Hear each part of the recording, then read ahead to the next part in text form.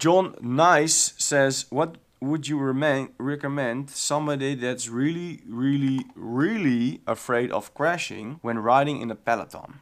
I can't lose that fear even after tens of races, and I messed up with my confidence already. John, I think you need to stop racing and need to start doing some group rides. When you're racing, you're too focused on staying with the pack. Everybody is very nervous. Everybody wants to win. When you do a group ride, everything's chill. People hold their lines. You can ride in a group, no problem. You need to go to a neutral environment and a confident environment to be riding in a group first, then go back to racing. So step out first and then build up from the bottom. Bosco Chang says, my 5-minute FTP is 2 watts per kilo and I'm Cat 2. My 5-second and 1-minute watt per kilo are in Cat 5. What training should I do for improving my power output under 5 minutes? Anything under 5 minutes, the watt is going to be very high, so you need to do a lot of training on high power. You can go to the gym to increase strength. You can do sprint training. You can do VO2 max training, short intervals on very high speeds or high power. Matthews W, do you think having a power meter in this season helped you in performance increase?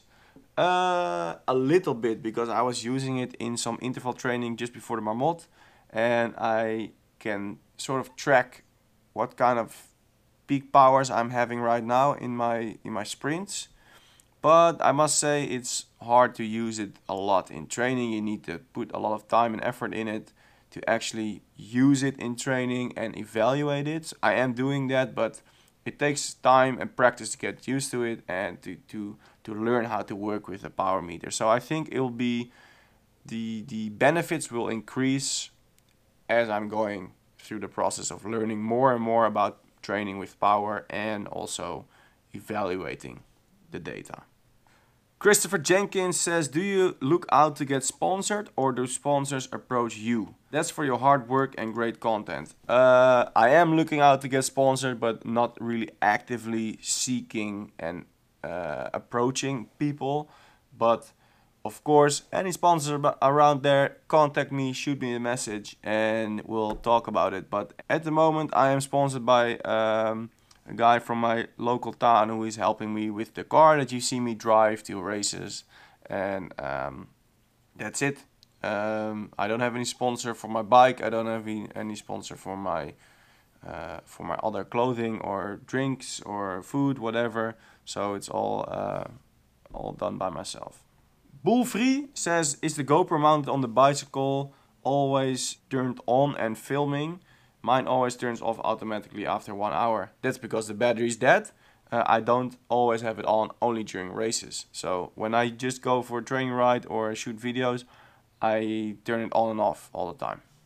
Humane Newt, what brand and material is your base layer top that you wear? I'm not sure which one you mean. I've got some base layers from DHB, that's Wiggle, from the website Wiggle. But it's the material is always this synthetic fabric stuff. Peter Stojavlegic, your name is not getting more easy if I pronounce it a lot more often, but are you nervous before a race and how do you cope with it? I'm afraid of crashes and riding a peloton. In general, right now I'm not really nervous before races. I think partly that's because I've had a lot of experience with racing on a high level in BMX, so right now I'm pretty chill. This whole year was more gaining experience, not so much about getting the best results, so I'm pretty chilled out on races. You know, if I lose, I lose. I don't really care much yet. Jeffrey D, hi Jasper, are you active on Zwift? Or are you considering it? I am on Zwift, but only in the winter, because when the weather's alright to ride outside, I'm not gonna be inside on Zwift. I've been doing Zwift for 1 winter and I was really fed up with it. It gets boring easy, I think. Pete Knodde, Will you ever compete in one of the Red Hook crit races? I don't think so because I don't race in fixed gear. James Hui, does sprinting generates the highest power to weight ratio in cycling? Yes, of course. Sprinting, let's say you sprint with 1800 watts and you're 80 kilos or 100 kilos, makes it easier. You have 18 watts a kilo, so that's a lot. And the watt per kilo you always hear about when they are climbing up hills is like 6 watts a kilo. So sprinting always generates a lot more watts per kilo, but very short. Spencer Tanner, are you still using the Pioneer power meter and how do you compare it to other power meters? I'm still using it, but it's hard for me to compare it to any other power meters. I'm only using the Power Tap hub that I was using on the Spark Wheelworks wheels that I was racing in Los Angeles, and it seems to be quite the same when I look at my peak powers for sprints and stuff. But for me it's hard to compare because I don't have any comparison material. Dario, in the future do you plan to coming to Malta? What does Malta have to offer? I don't know. Let me know and maybe I go there. Dumpo. Does your BMX career help you in road cycling? And do you sometimes do it on your road bike? My BMX career does help me with road cycling because I have developed a very good riding skill. So cornering and just handling the bike is very good because I've been riding my BMX bike for my whole life. And about jumps and tricks, whatever. Sometimes I do wheelies on the bike just for fun. Speed bumps, I try to jump them because I think it's fun. Even in races, I think it's fun.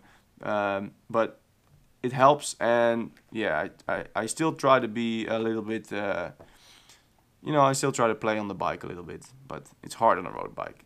Adam Browser, he says, hey, I'm 15 and my weight is 45 kilos and I'm 174. You're light, man. He wonders if training on short climbs makes him faster on longer climbs.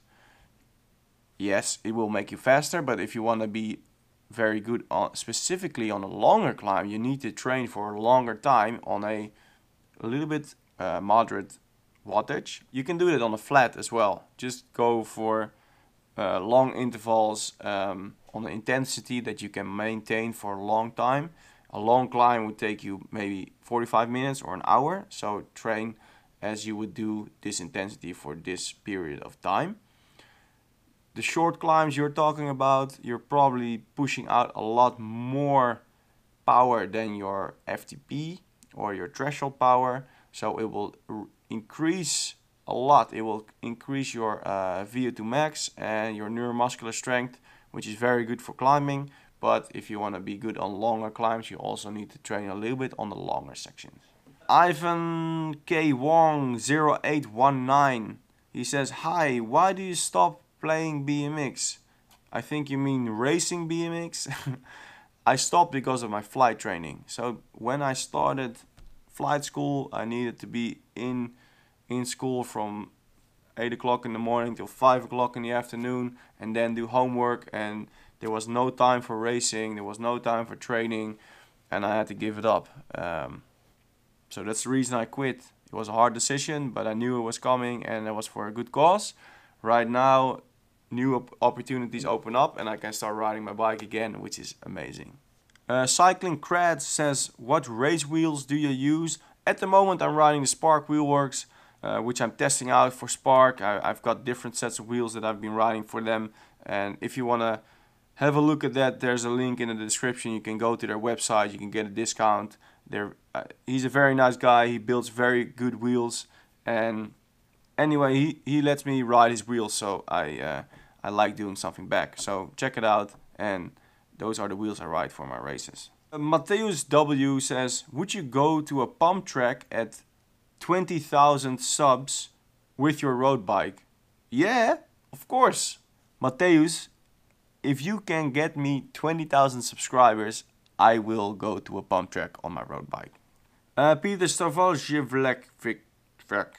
As teenager, should I do fasting and easy rides during it? You can. Why not? It's good for everybody, so even for you. But make sure you eat enough in the day. Especially when you're 16, you're growing, you need to eat a lot. BeFit and Cycle says, wouldn't it be easier to fly on smaller planes only in Europe? No jet lags and more practice. No jet lags, that's a big advantage, but there's less free time. So I need to work, then I need to work 5 days a week like any other person, but it's 5 very long days, also flying early in the morning, late at night. So I would have far less time to train and to do races. So at the moment, this is working out quite okay. Oliver Higby says, do you have a separate indoor and outdoor FTP? No, I don't. I don't know. I just use one. Dion de Kraai, he asked me, where did you get your knowledge from about training? And can you do a video about how to make a training plan? I got my knowledge from, first of all, training with the national team in BMX for a while. Then training with a personal trainer. I've been reading a lot. I've been self-taught, a lot of knowledge. I'm always trying to learn more and more about training and food and diet and everything. So I always look up actual scientific proof is behind some kind of theory that somebody puts online. The internet is full of junk, so I really try to read the good stuff. And also I did a cycling trainer education, which took me 1 year. It was with the National Federation in the Netherlands. And they teach you all about how to structure a training plan, how to teach people how to learn different techniques and all that stuff. Very interesting, very nice school to go through and to really learn a lot about teaching and about the theory behind training.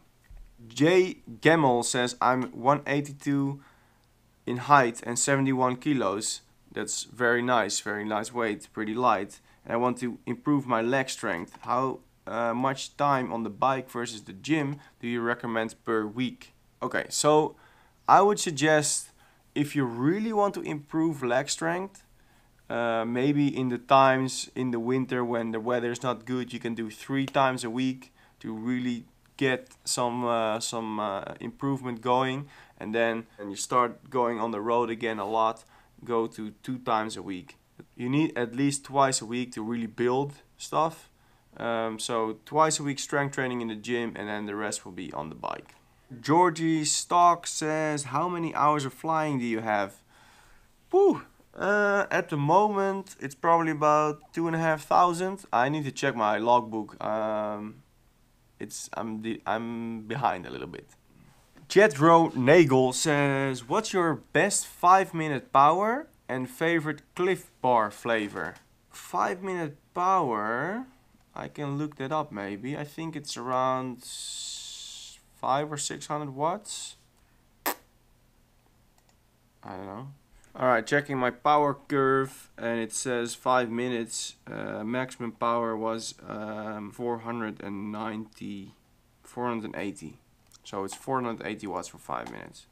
Favorite Clif Bar flavor? I've never eaten a Clif Bar, so maybe Clif Bar can send me some to try out. I don't know. I'll love to try. Dylan Bates 1010. How did you make a training plan? Well, like I said, I've been through this cycling training school, and I've had a lot of studying by myself, so I know a lot about training and how to build it up. So I just build it myself, and this winter I'll make a video on how to build your own training plan. Ian Harris says, are you planning to meet up and do a vlog with Cycling Cam? I know Cycling Cam from YouTube, but I've never talked to him, so I don't know. Maybe if he sees this, shoot me a message. Maybe we can ride together if we are on the same place at the same time, anywhere. I don't know. And then I have an interesting question from Barry Irie. He says, how do these races compare to the SoCal races you do? And he was replying that on my last race in Zeist. So the Netherlands versus South California, the races are very different. Races in the Netherlands tend to be like in little towns through the city center, very bumpy roads, sharp turns, speed bumps. And then in USA, the crits I was racing was always on a very big circuit, wide roads, like 4 lanes, going easy right hand turn. So the overall speed in the USA, in SoCal, is a lot higher. You don't need to brake before any turns. Go through the turn with multiple riders next to each other. So that's a big difference. And the difference is in the amount of hard accelerations you need to do in a race. So going in the Netherlands on this little course where there's sharp turns, every turn you need to go full gas to keep up with the guy in front of you. If you don't, you're gonna get dropped in one lap. So that's a big difference. And then there's a lot of very good riders in the Netherlands. I think there's more sprinters in SoCal and more just hard pounders in the Netherlands. So that is a big difference. Alright guys, that's it for this Q&A. It was a lot of questions again, so I made 2 videos about it. If you have more questions, post them right here in the comments. Give me a thumbs up, give me a like, subscribe to my channel and share the videos. I'm gonna take another nap and then later today I'm gonna ride my bike. That video is coming up as well. See ya!